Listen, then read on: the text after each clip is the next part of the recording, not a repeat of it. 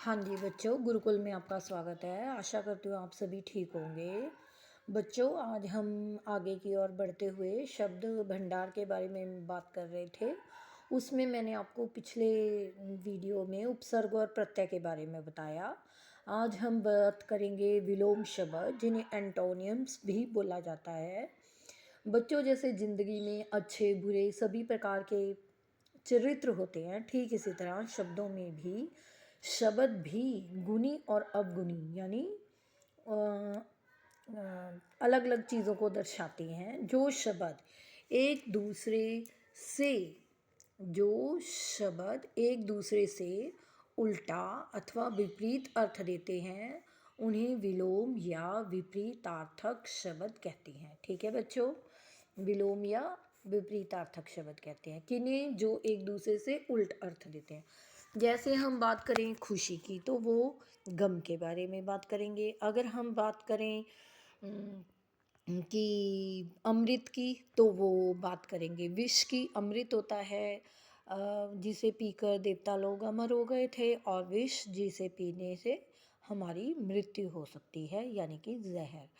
तो विलोम शब्द यही होते हैं। जो भी शब्द आपके सामने आएगा हमें उसका उलट अथवा विलोम या विपरीत शब्द बताना होगा। ठीक है, जैसे सर्दी गर्मी, ये छोटे बच्चों जो बिल्कुल ही शुरुआती दौर होता है ना, मतलब उनको बिल्कुल आसान से शब्द कराए जाते हैं। जैसे देखो अंधकार, अंधकार का जैसे देखो क्या है कि प्रकाश। इसी तरह अग्रज, अग्रज होता है बड़ा भाई और अनुज होता है छोटा भाई। ज़्यादातर बच्चों को क्या दिक्कत आती है कि उन्हें इनके अर्थ नहीं पता होते, इसलिए मैं आपको बताती हूँ। ठीक है, अपेक्षा, अपेक्षा क्या होता है? किसी की अपेक्षा करनी। ठीक है, उपेक्षा मतलब नहीं करनी, हमें उसे इग्नोर नहीं करना। ठीक है, अनिवार्य होता है कि उसके बिना तो हमारा काम हो ही नहीं सकता। वैकल्पिक यानी कि अनिवार्य नहीं है, कंपल्सरी नहीं है कि वो व्यक्ति आए या ना आए, हमारा काम तो हो ही जाएगा। आकर्षण होता है कि हम किसी सुंदर चीज़ को देखकर जैसे आकर्षित होते हैं, जैसे फूल लगा लो, अच्छा परफ्यूम लगा लो, इत्र लगा लो। और विकर्षण यानी जो हमें अच्छा ना लगे, जिसकी ओर हम आकर्षित ना हों, जिसकी ओर हम अट्रैक्ट ना हों। आदर्श यानी बहुत अच्छे, हमारे माता पिता ने हमें जो संस्कार दिए हैं, स्कूल से हम अच्छे आदर्श सीखते हैं। अनादर्श यानी कि नहीं कुछ, मतलब हर तरह के बच्चे होते हैं तो हर तरह की चीज़ें हम सीखते हैं, तो कुछ गलत भी हो जाती हैं। उग्र यानी कि बहुत क्रोधी स्वभाव होना। और सौम्य और शांत होता है काम। ठीक है बच्चों, कि बिल्कुल कामनेस होनी, यानी कि काम होना, हमारा शांत होना। कई लोग होते हैं कि जरा सी बात पर भड़क जाते हैं, उन्हें बोलते हैं उग्र। और कई होते हैं कि हम बातें करते जाते हैं, वो शांत मन से हमारी बात सुनते जाते हैं। उत्तम होता है सबसे अच्छा, सबसे बढ़िया। ठीक है, गुड क्वालिटी जिसे हम बोलते हैं। अधम जो बिल्कुल गिरा होता है, कि जैसे कि विद्यार्थियों में उत्तम गुण भी होते हैं और अधम गुण भी होते हैं। कोई भी व्यक्ति इन दोनों गुणों से मिलकर ही बना होता है, लेकिन इंसान को स्वयं ये निश्चित करना होता है कि उसे अपने अंदर उत्तम गुणों का विस्तार करना है, यानी अच्छे गुण बनाने हैं।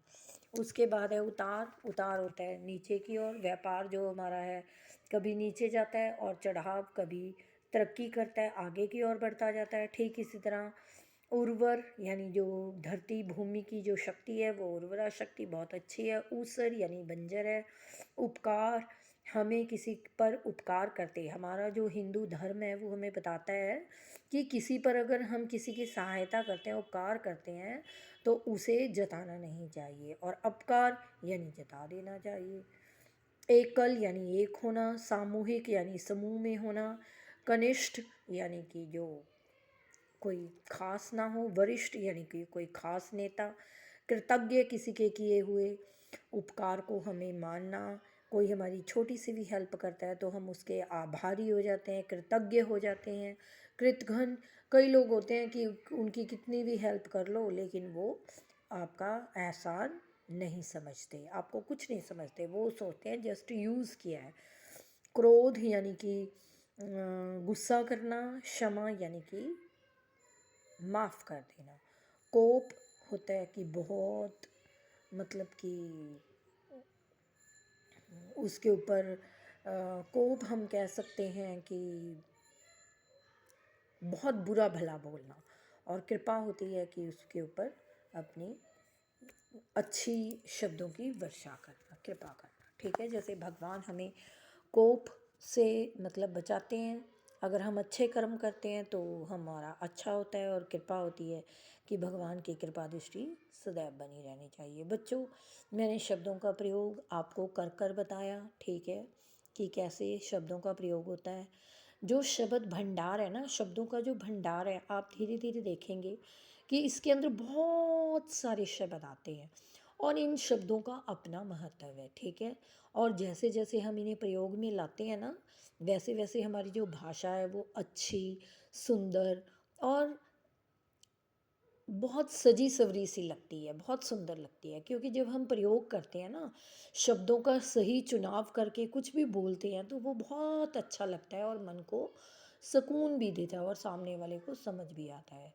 तो आप बार बार इसकी प्रैक्टिस करना, बोल कर देखना, लिख कर देखना और अभ्यास में लाना। ठीक है, जैसे जिस शब्द का प्रयोग जहाँ पर हो, आप उसे प्रयोग करके देखना, तब आपको पता चलेगा विलोम शब्द कौन से शब्द होते हैं जिनका उल्टा और सीधा मतलब उलट अर्थ होता है, एक सही और एक उसका उलट।